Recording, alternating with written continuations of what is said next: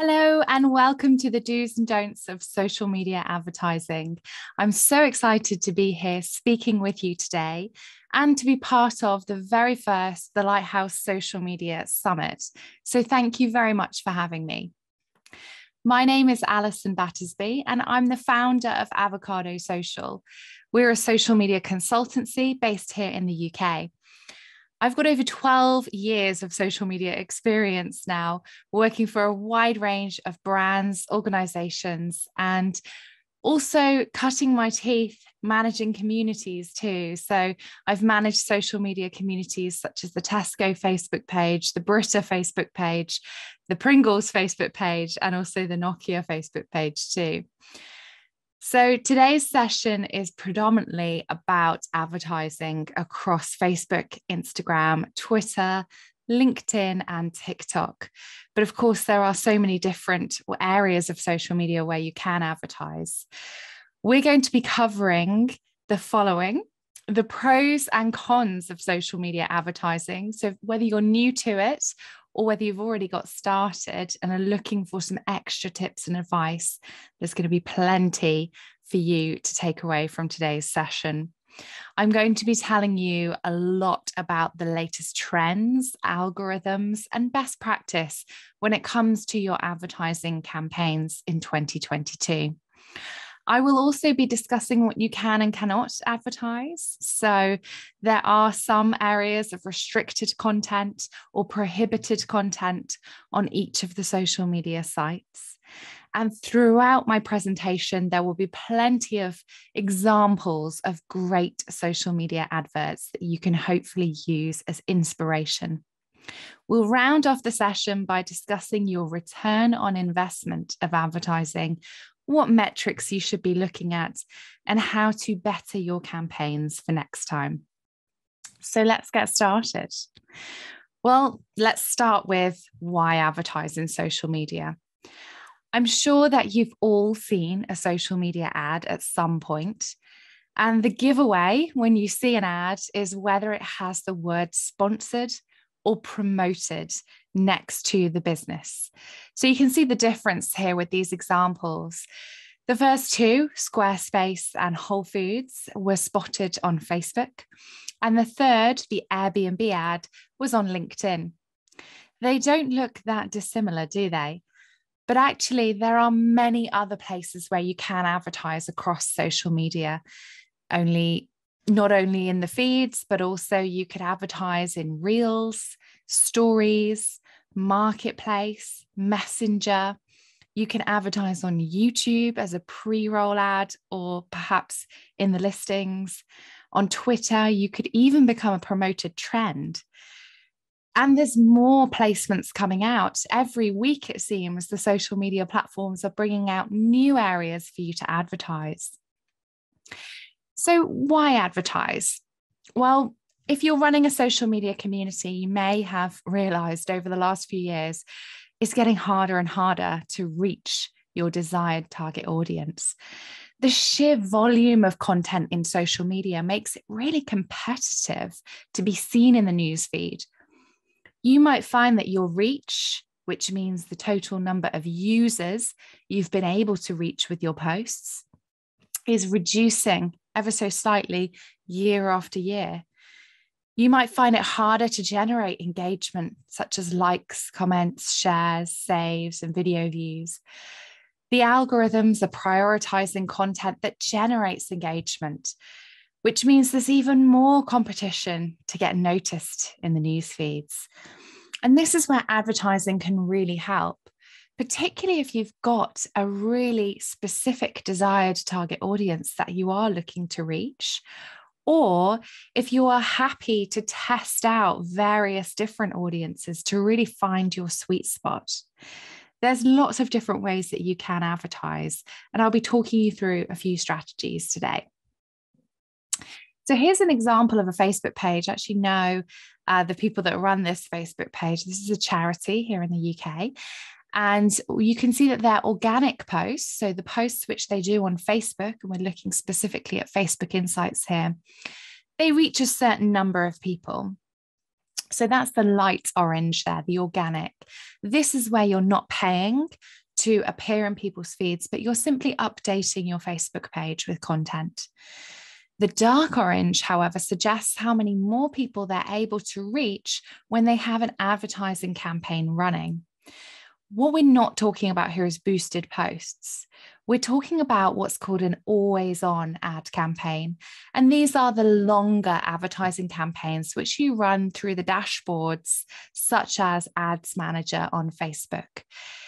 These campaigns mean that you can run a wide range of adverts with different copy, different creative, even different audiences that you're targeting separately to what's going on your Facebook page.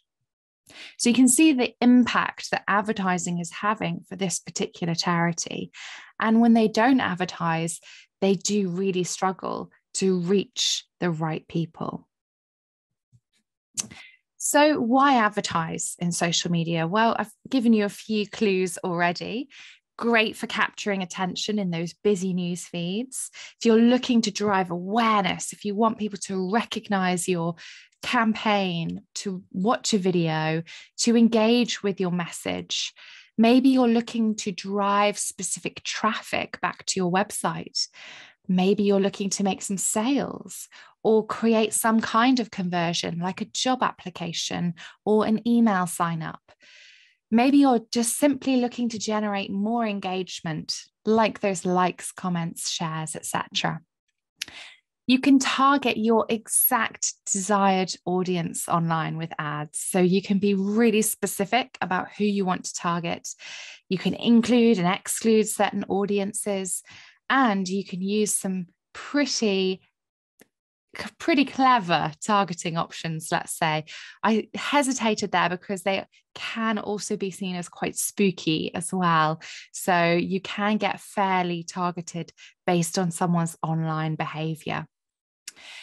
You can also test different audiences against each other. Maybe you have some slightly different personas at your business or organization. Perhaps you're trying to target students as well as parents. Maybe you're trying to target men and women. Perhaps you're trying to target entry-level positions versus experience, director level. And so there may be different audiences that you're looking to target with different creatives. Maybe you want to test different audiences against each other to see which one's most effective and fruitful for you. You can also test different creatives with your ad campaigns. If you're not quite sure whether that photo would work better than that one, or if that video is more powerful than that carousel, ads is a brilliant way to find the answer. You control your own budget, so you never spend more than what you want. So it's really important just to make sure that you have got your ad campaigns set up correctly so you don't end up overspending. And you can receive detailed results about your investment too.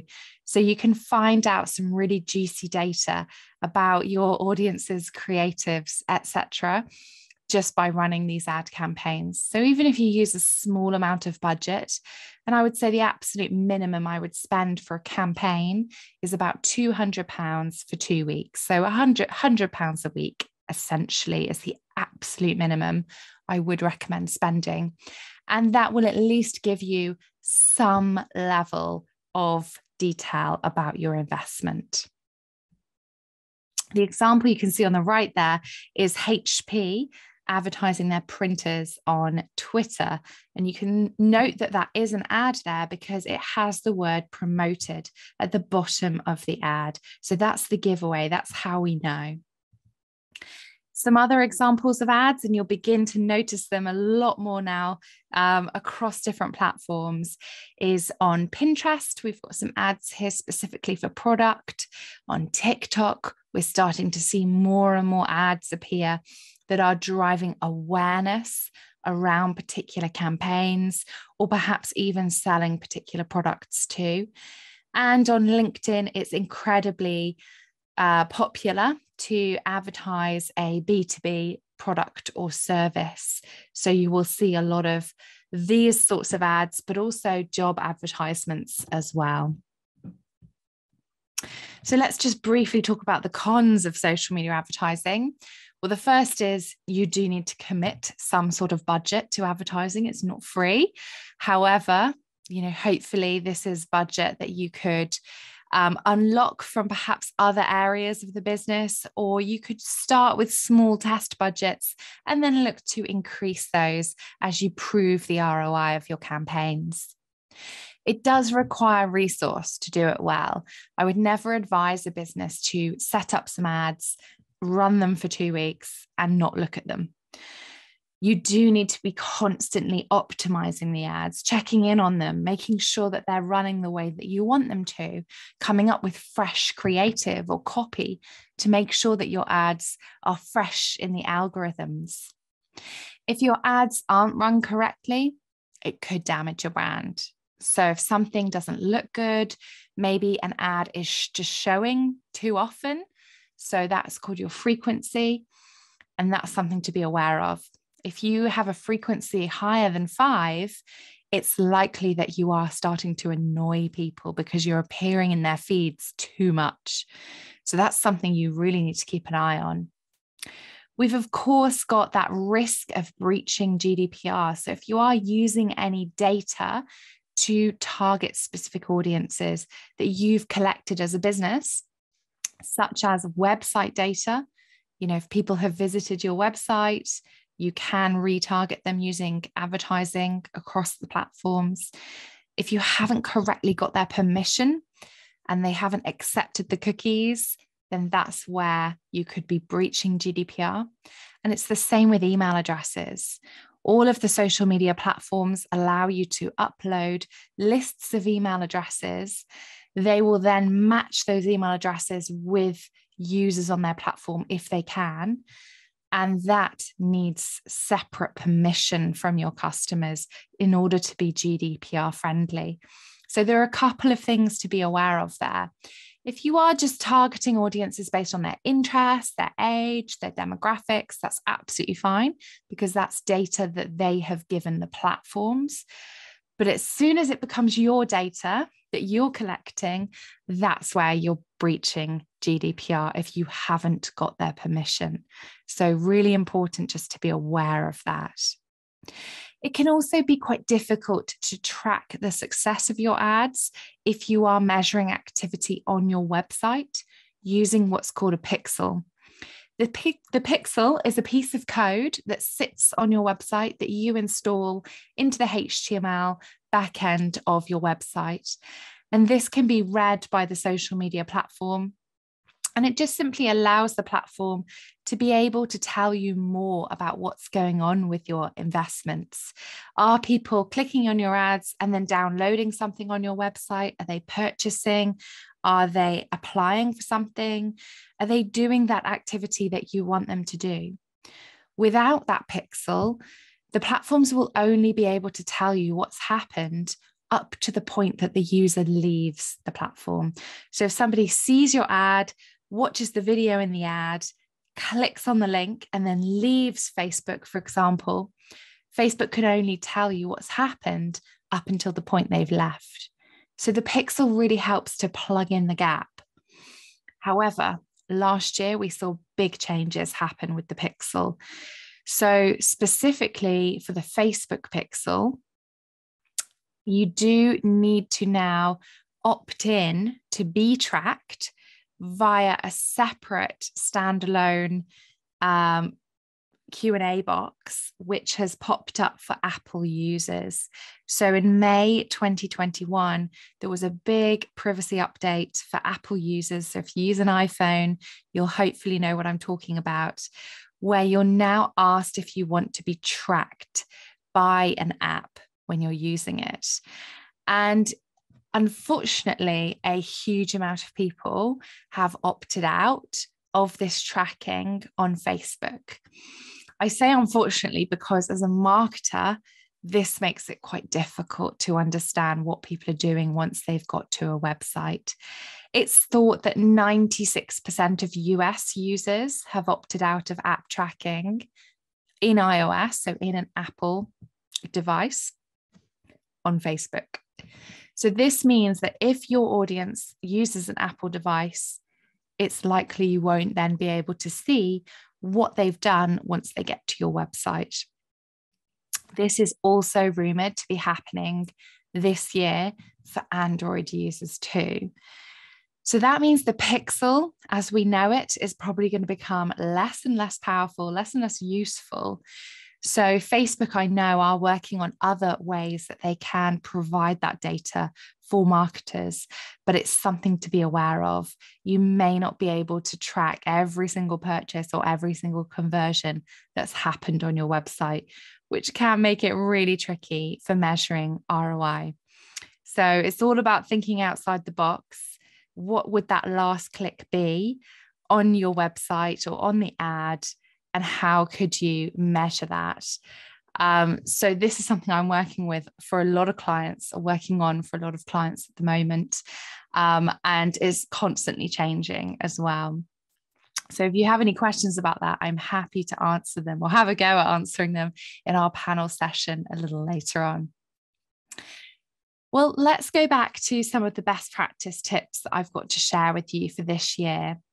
The first is it's important to be clear on what you want to achieve from your advertising before you get started. This is the common mistake I see a lot that businesses make when they're running their ads. They haven't really thought about which stage of the marketing funnel they're at with their ads and what they're trying to achieve.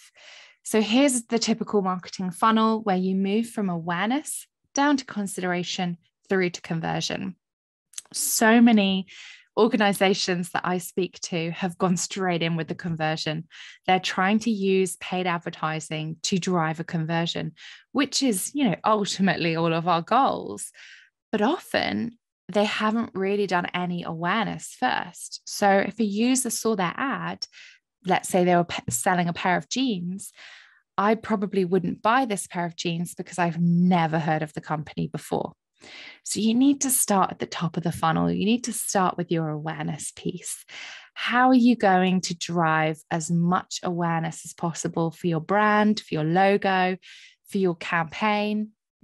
And then you move on to retargeting those audiences with adverts that are designed to get people clicking. So a consideration advert might be a link click, it might be an engagement ad, anything where you're looking for somebody to click rather than just see an ad. And then conversion is where you're actually selling to them, or you want them to do some activity on your website, like a job application or a download. So think about why you're running your ads and what you hope to achieve. That's the very, very first question I would ask you. What is it that you are really looking for with this advertising campaign? So another thing to think about is, why are you advertising right now? Have you got a specific hook? What makes the ads relevant to right now? It could be that something's going on within your business, a sale, a new product launch, a pop-up, a key marketing event. It could be something more general that's happening in the wider world, like a calendar event such as Mother's Day, Christmas, Halloween. Anything that makes your ad relevant to right now works best in social media. So the very first question you'll be asked when you set up your advertising campaigns, whether that's on LinkedIn, TikTok, or Facebook, as we can see in this screenshot on the left here, is, what's your objective? You can see that Facebook even and TikTok on the right start to separate each objective based on those marketing funnels as well: awareness, consideration, conversion. So choose your objective wisely, because this is what is going to affect the overall success of your campaign. Have you picked the right objective for what you're ideally looking to achieve? The next stage is, who are you targeting? Are they new people that have never heard of you before? Or are you looking to target more loyal customers. If you've got a huge brand name already that's already established, like David Lloyd or Starbucks, then it's going to be easier for you to run ads talking about a particular product. Whereas if you know that there isn't this huge brand recognition behind your organization, it's going to be a little harder for you to start off with your advertising, because you may need to explain who you are in the message, in the ad, as well as try and get people to sign up, purchase, join, etc. So that's why starting with an awareness piece and running an awareness campaign can work really well. Secondly, how can you make your ads relevant to your target audience? Well, in these two examples, there are some really nice details that each brand has used to make these ads as relevant as possible. David Lloyd here is using this ad to target a very specific area of the UK called Cricklewood Lane, where they have a new David Lloyd club opening. You'll notice that at the bottom of the ad, underneath their logo, they have the word Cricklewood Lane appearing in the brand, in the asset itself, in the creative, as well as right at the bottom of the ad, the small copy there that says brand new Cricklewood Lane. So that makes the ad relevant to where the user is based. And I'd imagine that they are targeting people based on a very specific radius of that area. Over on the right-hand side, we know that Starbucks use a lot of advertising based on data that they're collecting within their app. So if you're an avid Starbucks fan, you will probably be using the Starbucks app to order and pay for your coffees, and they will know what you tend to order.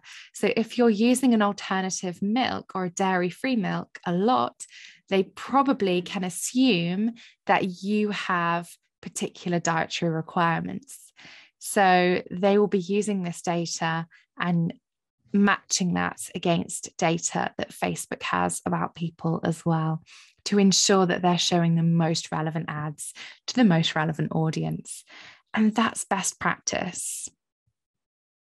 You can, of course, target people based on a huge range of different interests: age, gender, job title, industry, hobbies, family role, the brands they like, their lifestyle choices. So think creatively. Facebook, which we're looking at here, has the biggest range of interest options. TikTok is getting there. It's starting to build out its database. Twitter, slightly limited. You can target people on Twitter based on words that they've used in their tweets, hashtags, also based on people that they follow. But Twitter doesn't know a huge amount about us in terms of all of these demographic details. LinkedIn does. They know a lot about us professionally, where we've worked, what our education is, what our experience is. So that can work extremely well from a B2B perspective. So consider having a look at LinkedIn and those targeting options to see if there are some opportunities for you. Ideally, you want to test with your ads. So you want to understand at the end of your campaign at least the difference between two variables. So when you're setting up your campaigns, always look for opportunities where you could test out a different image, a different piece of copy, perhaps a different piece of creative, a video versus a photo, or maybe test two audiences against each other. This is the only way to truly understand what works for your brand. And this is one of the common mistakes I see. Businesses putting all of their eggs in one basket. So running one campaign with one audience and one creative.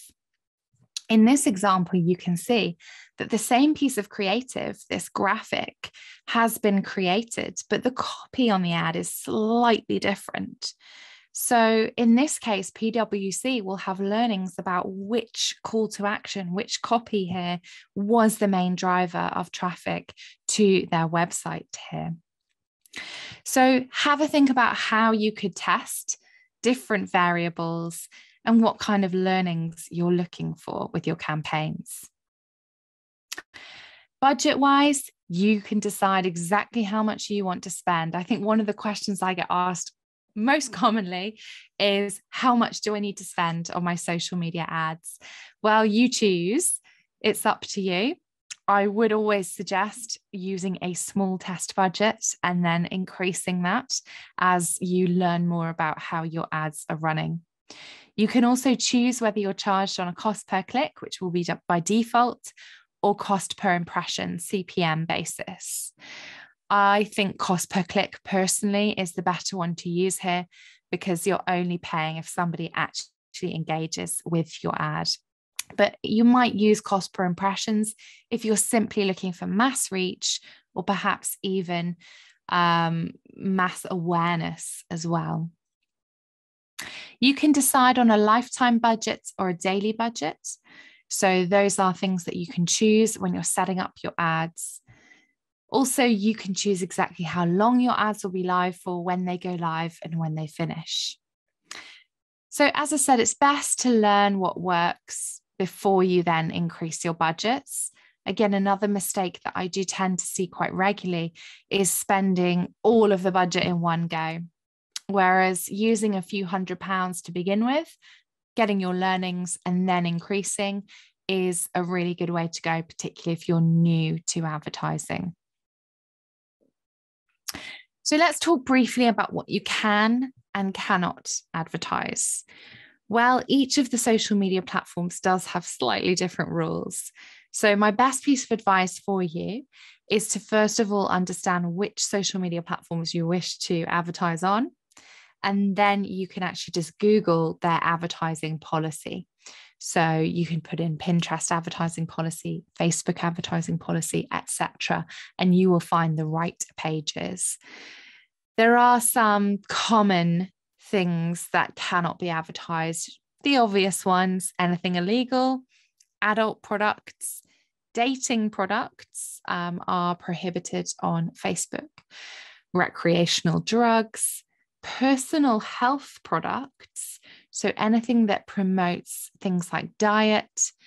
There are a lot of rules and regulations around anything containing CBD at the moment, so that's something to be aware of if you are in that area. Obviously, things like vaccine discouragement. Low quality or disruptive content is an interesting one. And this essentially means if your website or social media profile looks a bit dodgy, so if you haven't filled out much content, if you haven't been using your page for very long, maybe if your website has minimal amounts of information on it, Facebook might not let you actually run your ads. I've known businesses in the past that have just launched. Their website's been live for a day and they've looked to launch some Facebook ads as well. And because that website hasn't yet been seeded properly within Google, Facebook hasn't allowed them to run the ads yet. So these are key considerations that you need to make. Misleading claims as well. So there are a number of things that you may be prohibited from doing. If you do look to run an ad and it is against the policy, all that will happen is you will be sent an email, an automatic email, being told that your ads have not been approved. You can often dispute those claims if you really feel like it's an unfair decision. I've recently had clients whose green tea has been rejected from being in an ad because of its personal health benefits. I think they were making some claims within the ad about the health benefits of green tea, which Facebook didn't like. I've seen certain products not being allowed in the past. I've seen images not being allowed because of nudity, even though the models are appearing in swimsuits and things like that, which is very difficult if you are selling swimsuits on Facebook or Instagram. And of course, each of the platforms has its own different rules as well. So it can be a very tricky business. But you can, like I said, usually dispute a claim if you do feel like it's unfair. And that's the point when an actual human would begin to look into that. Sometimes, no matter how hard you try, something just won't be allowed to be advertised. So that's where, again, you have to go back to the drawing board and think outside the box a little bit. There are, of course, items that are prohibited, as we've been talking about, but also there are items which are restricted. Alcohol is restricted, so you need to be targeting in the UK 18-year-olds plus.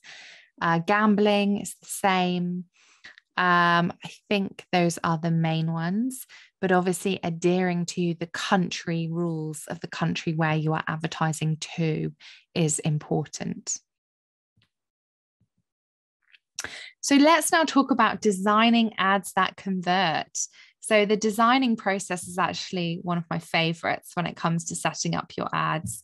I love this quote from Leo Burnett, who's one of those old ad agency madmen type of guys from the past, who says, make it simple, make it memorable, make it inviting to look at, make it fun to read. And I think that still stands the test of time today with social media ads, even though he was talking about very traditional advertising and mail advertising as well. So here are some best practices for you, as well as some great examples. The first is make your ad as relevant as possible to your audience. So we've got two examples here, one from Brewdog, targeting people promoting plant-based meals, which were 50% off in January. They will hopefully be targeting vegans with their ad. So this ad, I'd imagine, was only shown to people with a vegan lifestyle on Facebook. The Ministry of Justice over on the right-hand side, in this case, maybe it's slightly more difficult to understand who they're targeting, but I do like that kind of call to action. Would you like to make a positive difference to your community? Then volunteer as a magistrate. So they could be targeting people based on their hobbies, based on which kind of businesses they're following on Facebook or Instagram. It could be more around, how they're connected to their local community as well, volunteers, etc. Using bright, professional, enticing images is a great way in to get noticed on Facebook, Instagram, TikTok, whichever platform. And also video content as well is incredibly important now across all of the platforms for advertising.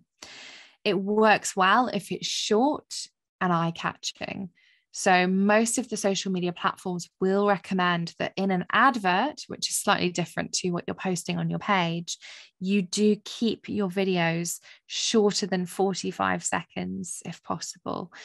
In fact, Facebook and Instagram are even suggesting less than 30 seconds, but if you're running it in stories or reels, less than 15 seconds. So it's getting shorter and shorter and shorter. The other thing to bear in mind is building your advert with accessibility in mind.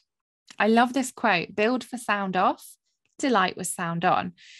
So always imagine that people are watching your video with the sound off, and make sure that it makes sense if someone does have the sound off. But if they choose to have the sound on, how can you make that experience even better for them? So I really like this example from YSL Beauty, which was on TikTok. Let's have a quick look now.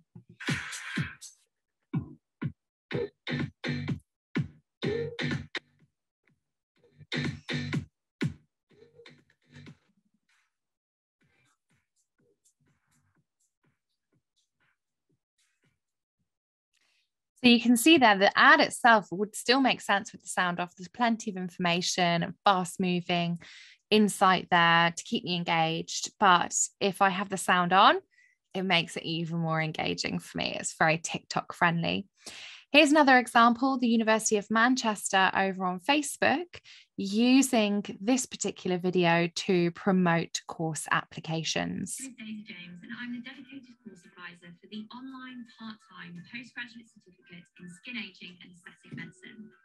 This course has been designed with the working professional in mind. What that means for our students is they can continue working full-time, etc. So you can see that it's a personal advert because she's appealing directly to camera, which I think works nicely. There's some dramatic music, kind of positive music being played in the background. My only criticism is I think that the ad is slightly too long. You'd need to be engaged and watch it for quite a long time before you get to her call to action at the end. So I'd suggest that they shorten that ad up and made it a little punchier. So next, consider your advert placements. Will they look good in all of the different placements? So what I mean by that is if you design an ad that's going to sit somewhere like in LinkedIn feed or in Facebook feed, if you then put that same ad in Instagram stories or reels or Facebook stories, would that still look good? I'd imagine no, because the dimensions are really different. Stories and reels support full screen, immersive, 9:16 format video, whereas in feed, it's slightly different. It's more of a portrait mode that doesn't go full screen when you tap on it. So you do need to think about the different dimensions for each of the placements and social media sites. And all of that information is available online just with a quick Google. So you can double check you're using the right dimensions. Another bit of best practice for you is to include a special offer. A special offer can grab attention and convince people really easily. Where possible, create urgency. This works really well at generating clicks on your ads if that's what your objective is. Even writing the word urgent, like we can see on the right there, can work incredibly well. An emotive image, particularly if you work, in the charity or fundraising sectors, and making your ad as relevant as possible to the current season or particular news events that are going on.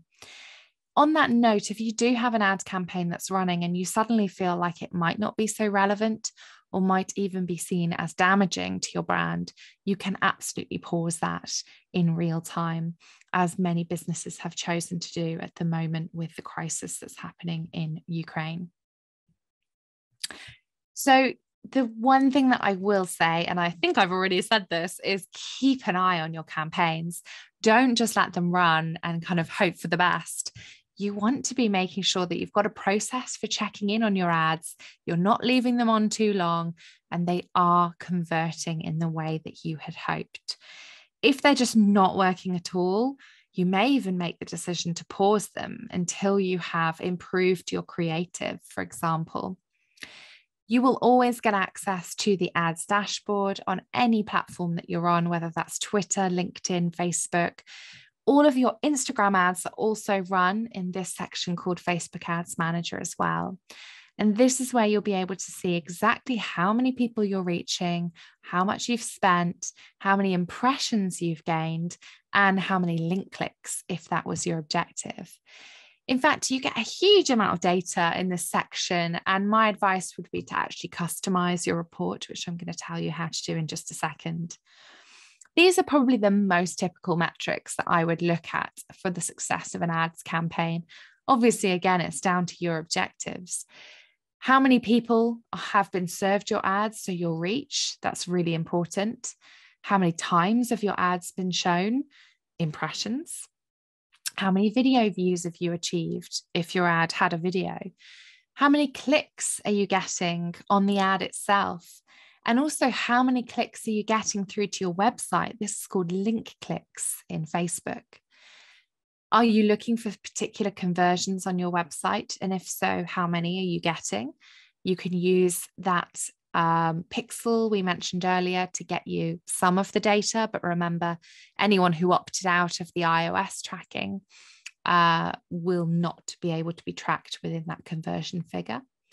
You could also look at setting up some Google UTM links so that you can actually review that traffic through your Google Analytics account as well.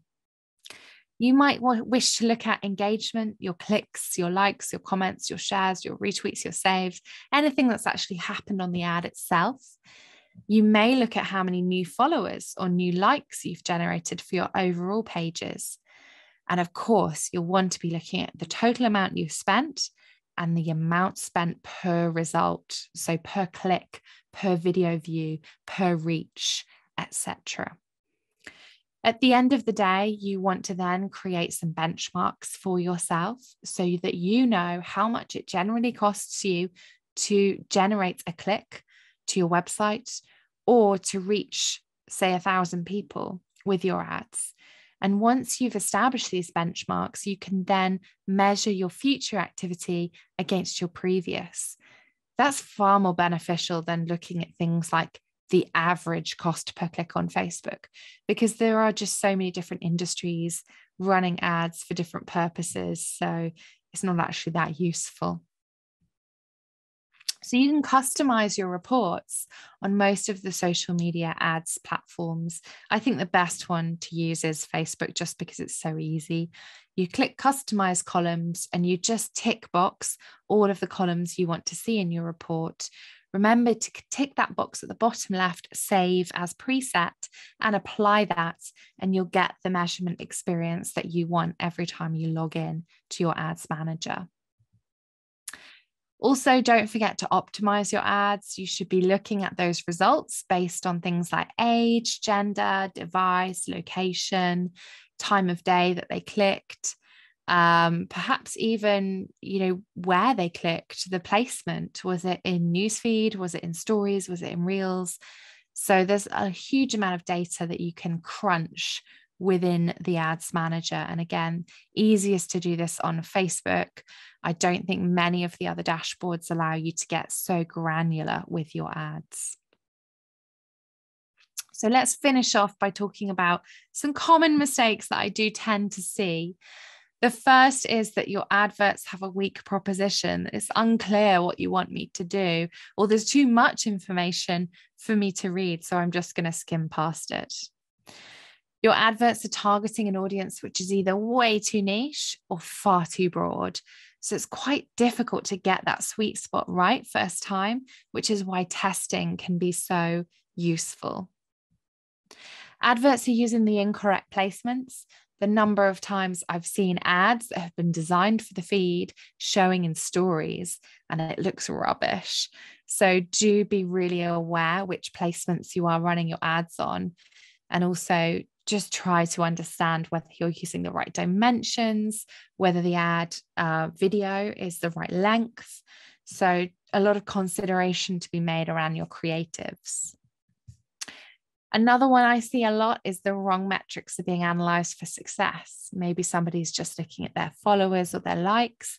Maybe somebody is perhaps looking at their impressions when they should be looking at something more specific like link clicks. So understanding which metrics mean which definition, and also whether you've got the right metrics you're analyzing for each funnel stage of your campaign. And finally, a big mistake I see a lot is boosted posts are being used as the key ad strategy. Boosted posts, which are available on Facebook, Instagram, LinkedIn, I think that's it for now, are really good for generating engagement. So if you're just looking for one of your posts to get some additional video views, some additional likes, comments, shares, they're not great for driving conversions off-site. So if you're looking to drive people away from the social media site and back to your website, you should not be using boosted posts for that. They don't work for that. And actually, to be honest, I'm personally using them less and less for my clients because ads using the dashboards are working so successfully right now. So I've whizzed through. And if you do have any questions that you would like to ask me, I'm of course coming up on the panel this morning. So please do send me some questions. If you want to know a little bit more about what we do at Avocado Social, you can of course head to our website. We offer a membership, which is the perfect way to reinvigorate your strategy and receive ongoing support from us. So our members get some one-on-one consultancy time with me every month, and they get access to the latest best practice, industry trends, and bespoke advice for their business objectives. So if you're interested in becoming a member, you can head to our website, avocadosocial.com/membership. And then one more thing to tell you about is that I run a Facebook community, which Luann is part of. And this is called the Avocado Social Media Hub. It's free to be part of, and it's open to all marketers or anyone with an interest in social media. And we use the hub to share advice, to answer questions, to promote jobs, and also just to talk about the latest trends and features in the world of social media. So do come and be part of that. You can find that on Facebook or head to bit.ly/avocado hub. Thank you so much, and look forward to hearing some of your questions later on this morning.